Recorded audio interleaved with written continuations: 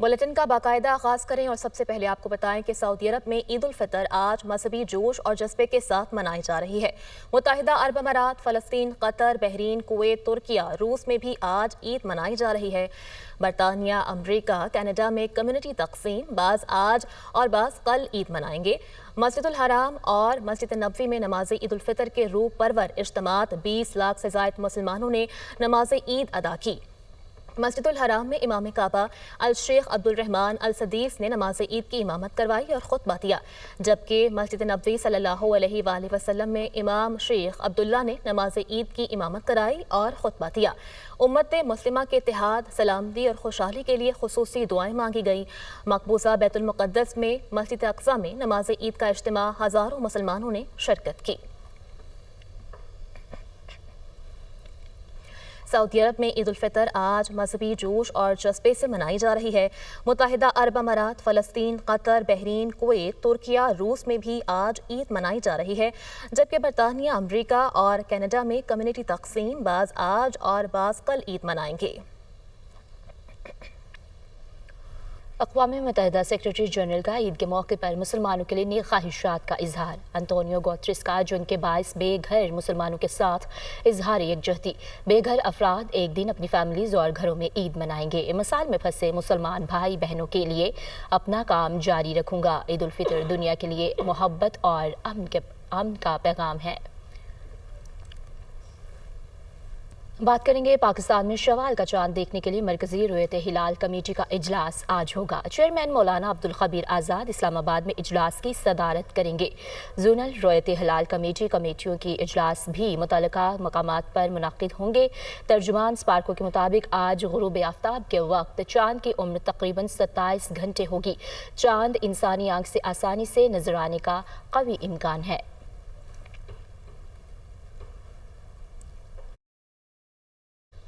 और नाजरीन, सऊदी अरब समेत बेशतर खलीजी ममालिक में शवाल का चांद नजर आ गया। पाकिस्तान में शवाल का चांद देखने के लिए रुयत हिलाल कमेटी का इजलास आज इस्लामाबाद में होगा। स्पार्को की जानिब से आज चांद की पेशगोई की गई है और इस बात का कवी इम्कान है कि मुल्क में ईद 31 मार्च बरोज सोमवार को होगी। चांद की पैदाइश कैसे होती है, आम आंख से चांद देखने के लिए इसकी कम अज कम उम्र कितनी होनी चाहिए, जानिए इस खुसूसी रिपोर्ट में।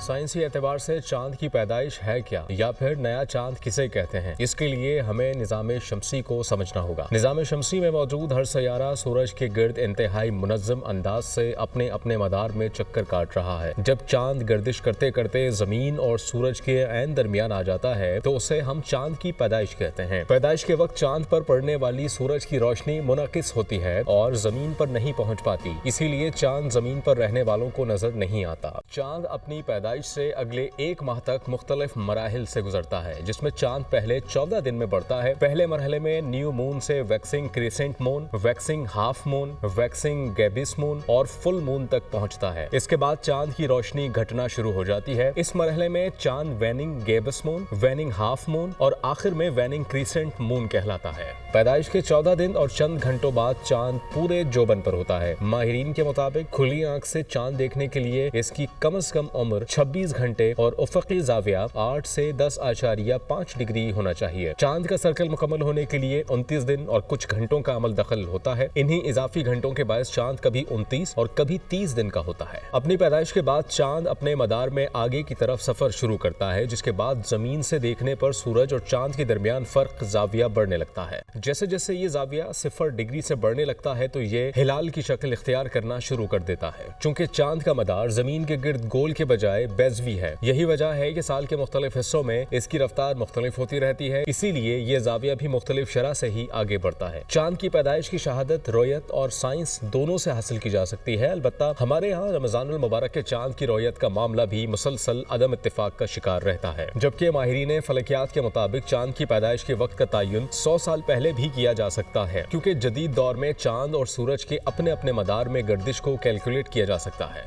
ईद अपनों के साथ मनाने के लिए परदेसियों की बड़ी तादाद अपने आबाई इलाकों को रवाना हो रही है।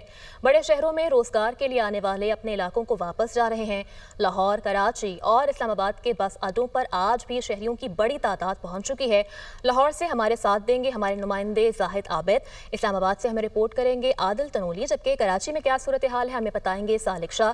सबसे पहले रुख करेंगे हम लाहौर का, जहां पर मौजूद हैं हमारे नुमाइंदे जाहिद आबिद। जाहिद, आप बताइएगा क्या सूरत हाल है लाहौर पे लारी अड्डे की?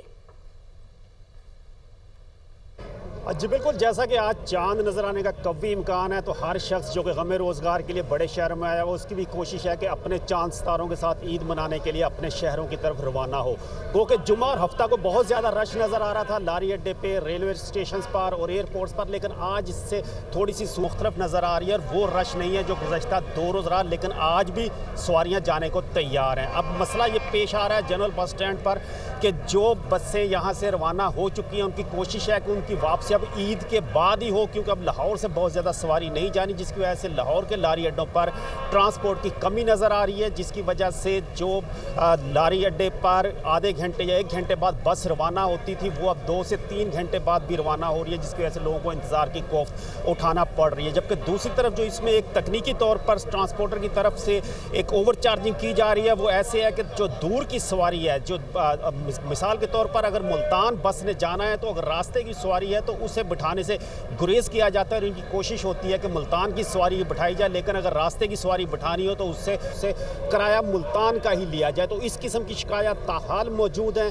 ताहम इंतजामिया की जानब से इकदाम किए गए हैं, उसमें कोचेस पर बाकायदा नुमाया तौर पर किरायानामा अवैजा करने की हदायत की गई और उस पर अमल दरामद भी होता हुआ नजर आ रहा है, लेकिन किसी न किसी तौर पर लोगों की मुश्किलात ताहाल बरकरार है, जिसमें खास तौर पर लोगों को साथ ही रहिएगा। अभी कराची में ईद के मौके पर अपने आबाई घरों को जाने वालों को लूटने के लिए ट्रांसपोर्ट माफिया सरगर्म हो गया है और मनमाने किराए भी वसूल किए जा रहे हैं। इस वक्त क्या सूरत हाल है जानते हैं कराची से हमारे नुमाइंदा सालिक शाह से। सालिक, बताइएगा वहां पर सूरत हाल क्या आप देख रहे हैं?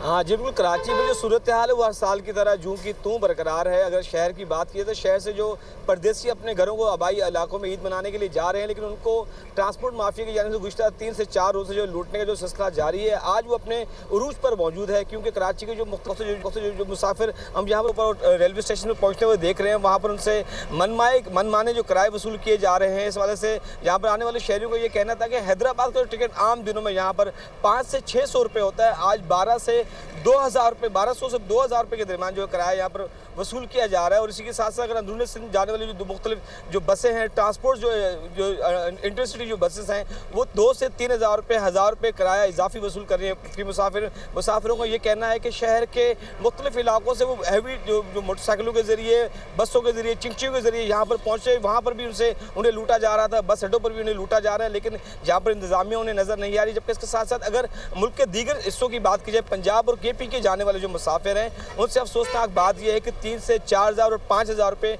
फी टिकट इजाफी वसूल किए जा रहे हैं। यहाँ पर किसी भी किस्म की लिस्ट आवेजा नहीं की गई। सिंध हुकूमत की जानिब से बार बार इस बात के दावे किए गए थे कि ट्रांसपोर्टर्स को जो है मनमाना किराया वसूल करने नहीं दिया जाएगा, लेकिन हम ये देख रहे हैं कि 4 रोज़ से कराची के जो शहरी हैं, इस शहर में जो बसने वाले परदेसी हैं, वो लुट रहे हैं। यहाँ पर उनसे बाकायदा जो है मुनज़्ज़म माफिया उन्हें जो मुख्तलिफ इलाकों से यहाँ लाने के बाद, जब ट्रांसपोर्ट की कमी का उनको बहाना बनाने के बाद जो उनसे किराया इजाफी वसूल किया जा रहा है, वो मजबूरी की हालत में जो है इजाफी किराया देने पर मजबूर है। लेकिन यहाँ पर हमें किसी भी किस्म की इंतजामिया या उनके खिलाफ कार्रवाई होती हुई नजर नहीं आई। लेकिन जो ट्रांसपोर्टर्स हैं वो इस बात का शिकवा कर रहे हैं कि मोटरवे पर उनको चालान की बदले जो उनको भारी जुर्माने किए जा रहे हैं। जबकि शहरियों का ये कहना है कि अगर सिंध हुकूमत कार्रवाई नहीं करी, लेकिन मोटरवे पुलिस जो है वो सिर्फ ये कार्रवाई कर रही है कि मुसाफिरों से मालूमात करने के बाद कि इजाफी किराया अगर वसूल किया गया है तो उनको बाकायदा वहाँ पर जुर्माने किए जा रहे हैं। लेकिन शहर के अंदर जो इंटरसिटी के जो बस स्टैंड है, वहाँ पर किसी भी किस्म की कार्रवाई ना होने की वजह से शहरी बहुत परेशान है। वो इन ट्रांसपोर्टर्स के जो माफिया के जो लोग हैं उनके रहम करम पर हैं। अब शाम को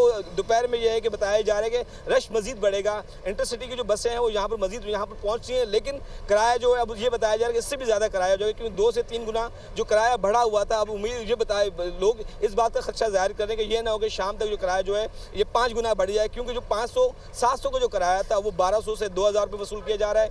अगर सादिकाबाद, रहीम यार खान, इन स्टेशन की बात की, वहाँ का जो आम दिनों में जो किराया 3000 रुपये 4000 रुपये था, अब 7 से 8000 रुपये वसूल किया जा रहा है। और लाहौर का जो किराया है, अगर KPK की जो बात की परेशानी का सामना करना पड़ा है। हमें अपडेट कर रहे थे कराची से सालिक साथ ही मौजूद रहेगा। रुक करेंगे रावलपिंडी इस्लामाबाद का, जहां पर परदेसियों की आबाई इलाकों की जानिब रवानगी का सिलसिला जारी है और बस अड्डों पर रश अभी भी देखने में आ रहा है। किराया क्या लिया जा रहा है और अड्डों पर बसेस की मौजूदगी की क्या सूरत हाल है, इस हवाले से जो है वो आपको अपडेट कर रहे हैं। एक मरतबा फिर से हम रुक करेंगे जाहिद आबिद का। जाहिद, आप आगाह कीजिएगा कि लाहौर के बस अड्डों की क्या सूरत हाल है।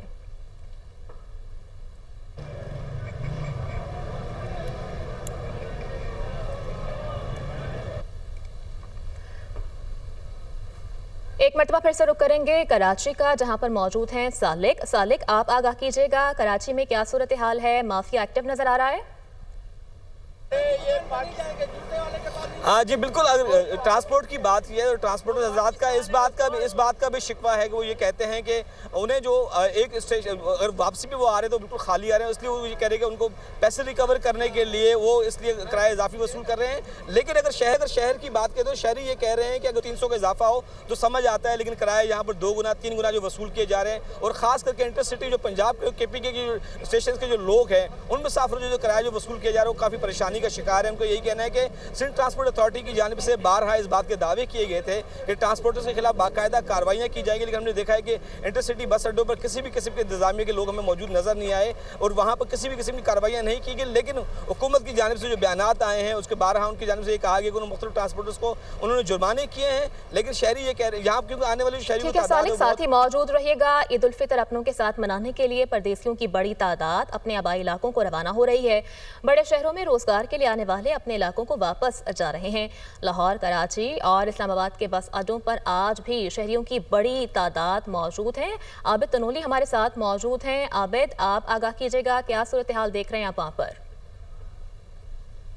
जी देखिए, आज आखिरी रोज़ा और कल ईद उल फितर का कवी इम्कान है और इसी सिलसिले में वफाकी दारुल हुकूमत इस्लामाबाद और रावलपिंडी से भी जो है परदेसियों की अपनी आबाई इलाकों को जाने का सिलसिला जो है वो जारी है। इस वक्त मैं मौजूद हूँ जुड़वा शहरों के संगम फैज़ाबाद इंटरचेंज के ऊपर, जहाँ पर तकरीबन पंजाब, खैबर पख्तूनख्वा, आज़ाद कश्मीर समेत तमाम इलाकों को जाने वाली गाड़ियों के बस स्टैंड जो है वो मौजूद हैं। गुज़श्ता 2 दिन जो है यहाँ भी तादाद में जो है लोगों को कोई रश हमें दिखाई दी है, क्योंकि आज इतवार है। 2 दिन छुट्टी होने के बाद आज जो है तमाम बस टर्मिनल्स के ऊपर जो है वो लोगों की तादाद जो है उसमें उस तरह रश जो है बिल्कुल भी दिखाई नहीं दे रहा, क्योंकि 2 दिन जो है वो शहरियों की बड़ी तादाद जो है वो अपने आबाई इलाकों को रवाना हो चुकी है। और आज इस सिलसिले में तमाम बस स्टैंड्स के ऊपर जो है वो बासानी तरीके से शहरियों को सीट्स जो है वो अवेलेबल है और टिकट्स जो हैं वो भी मिल रहे हैं।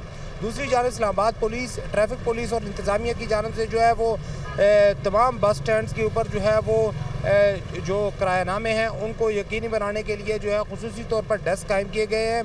तकरीबन हर 2 गाड़ियों के बाद जो है वो इस्लामाबाद ट्रैफिक पुलिस की जानब से चेक किया जाता है और गाड़ियों को रोक कर जो है उनके अंदर से भी RTA की जानब से चेक किया जाता है कि किसी से ज़ायद किराया जो है वो बिल्कुल भी वसूल ना किया जा सके। अड्डा इंतज़ामिया को ये बात ज़िले इंतज़ामिया और इस्लामाबाद ट्रैफिक पुलिस की जानब से 2 टोक बताई गई है कि तमाम इलाकों की जाने वाली जो गाड़ियाँ हैं वो अपना किराया जो है वो अड्डे का जो मुंशी है वो बिल्कुल अड्डा मैनेजर सामने अवेज़ा करेगा। तो इसी सिलसिले में तमाम किराए जो है वो भी सामने डिस्प्ले किए गए हैं ताकि किसी से भी ज़ायद किराया वसूल ना किया जा सके। तो आज रावलपिंडी और इस्लामाबाद के अंदर तमाम अड्डे जो है वहाँ पर तकरीबन जो है वो मुख्तलिफ इलाकों को जाने वाली गाड़ियाँ जो हैं ठीक है। हमारे नुमाइंदगान हमें रिपोर्ट कर रहे थे। लाहौर से हमारा साथ दिया जाहिद आबिद ने, इस्लामाबाद से आदिल तनोली ने, जबकि कराची से हमें रिपोर्ट कर रहे थे सालिक शाह। आप तीनों नुमाइंदगान का बेहद शुक्रिया।